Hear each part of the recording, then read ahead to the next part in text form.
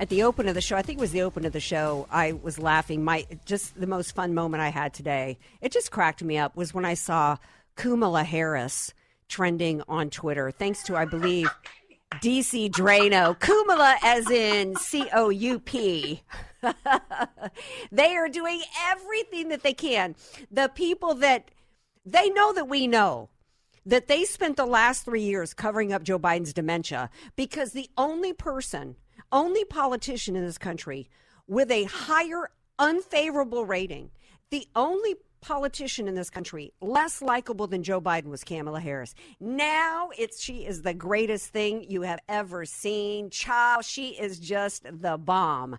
So much so that they've got to scrub her history as the border czar and other pieces of insanity. Joining me now to talk about it is, I had to reach out to her because we all know that, and I talked about this on last night's show, they are attempting to scrub everything related to the issues of the day that the American people face and try to get this election, control the narrative, make it be about women, the woman vote, the war against women. It's straight out of the 2012 playbook that the Republicans are waging a war on women. And so I reached out to the gal who wrote the book, The Real War on Women, today. And she joins me now. It is Jen Kerns. Hello, my dear. Welcome back. Hey, girl. Are you enjoying your Brat Girl summer just with all your memes and your dancing videos like Kamala?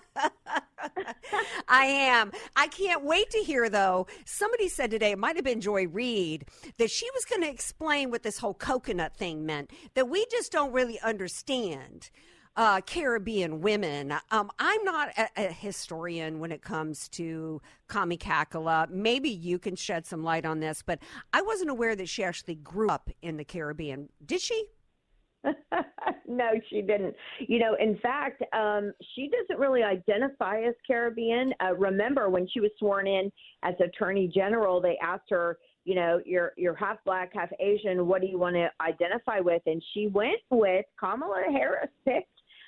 She wanted to be the first Asian Attorney General of the state of California. Same thing when she became VP. But all of a sudden, we're supposed to vote for her because she's the first Black female vice president, and she could be the first Black female president. Isn't it ironic, by the way, and I'm sure you've said this, bears repeating, the party that doesn't know the difference between a man and a woman now wants us to get excited about this woman who's running for president. I mean, it just does not get any more rich than that. And now they're going to tell us that Harris's record is not what we saw with our very eyes. So it's important right now. I know the Trump war room is very busy clipping things of Harris when she's served as vice president.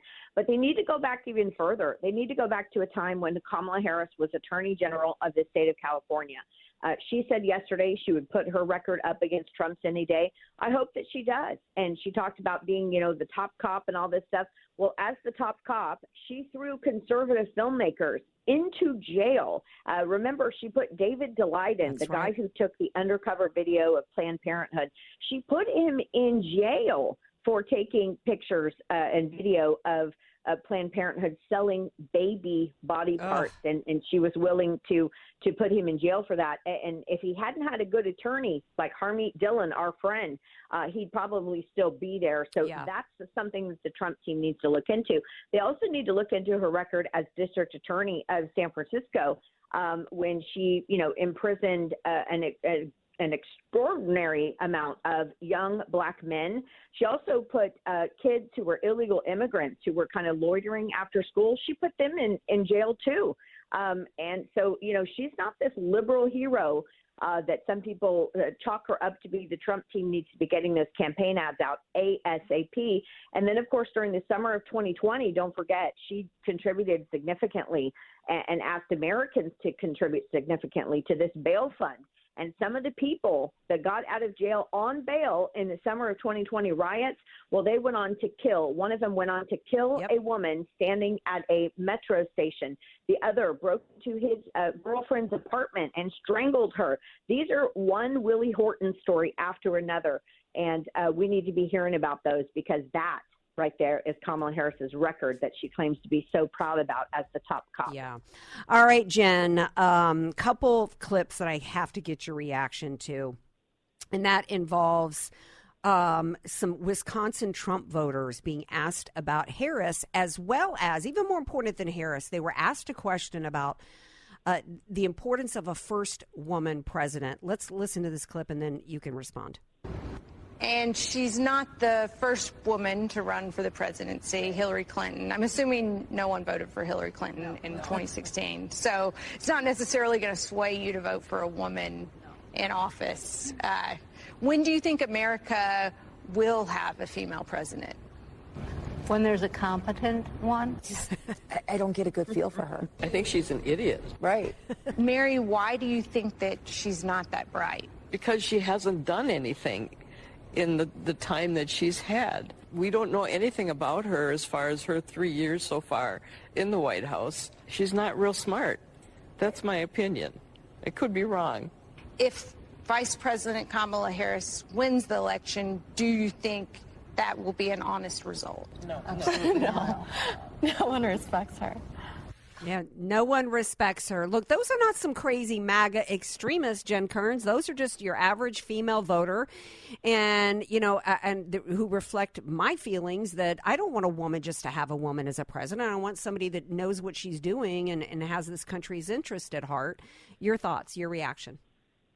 Yeah, look, this is why Trump has got to go after her record or her lack thereof on national policy, because she doesn't really have a portfolio in the White House, just the border czar. And now they're even trying to erase that. So Trump needs to say, hey, where do you stand on, Mideast policies? Where do you stand on, Medicare for all? Where do you stand on all of these issues, and just attack those one by one? I hope that she hasn't changed much in 15 years. I hope that's what's going to happen here in the next 104 days, I think, till the election, is that she overplays that hand as being that charming Kamala, the brat girl summer, so that, the American people, like these women in Wisconsin, can see through that and see through the vapidness of who Kamala Harris really has been for the last 30 years.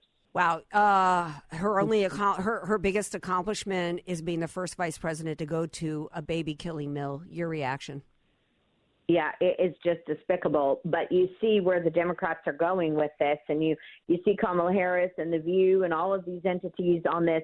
They are going to try to make the overturning of Roe versus Wade, the Dobbs decision last year, they are going to try to make that a central issue. And Donald Trump has done a fantastic job, over the last 4 months, steering the news cycle back to things like two issues that are now tied for the number one issue, and that is the border crisis and the economy. But Democrats, they are going to try, and they could succeed in steering this issue back to women's issues, where it's a traditional, liberal fall campaign season where they're talking about women's rights being deprived and all of these things. So that is a real danger to the Trump campaign, that they have to really stay on the issue of the illegal immigrants that are killing our young daughters. If you really want to talk about who's perpetrating the war on women, it's the Democrats. Look at the multiple girls who've died at the hands of illegal immigrants, young girls, girls in Houston, Texas, who were killed at the hands of illegal immigrants when they were walking home from school, raped savagely for 2 hours and then killed. Yeah. That is what Donald Trump needs to keep talking about. That's what the Republicans need to stay on in terms of messaging. Jen Kerns, thank you for being here tonight. Appreciate you. Hey, thank you so much for having me.